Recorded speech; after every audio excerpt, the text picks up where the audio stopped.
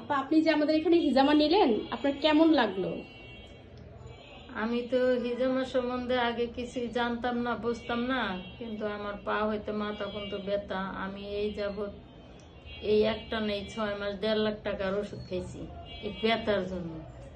আমার ব্যথা কিছুতেই ভালো হয় না, তাই এখানে আপনাদের এখানে আসলাম, আইসে এই যে হিজামাটা নিলাম। এখন আমার তো লাগে কি যে আমার শরীরটা পাতলা হয়ে গেছে।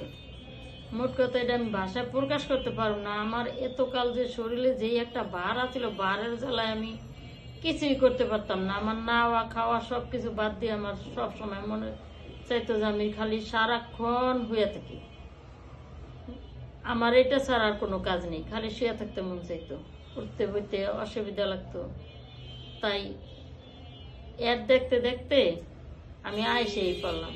আইসা দিয়ে দেখলাম যে না, খুবই ভালো, খুবই ভালো। আমি আশা করি এটা 3টা সেশন তো, জি, আমি একটা দিয়ে গেছি, আমি সামনে ওই 2টো দিব। আমি চাই আমার আগের জীবন আমি ফেরত আসি।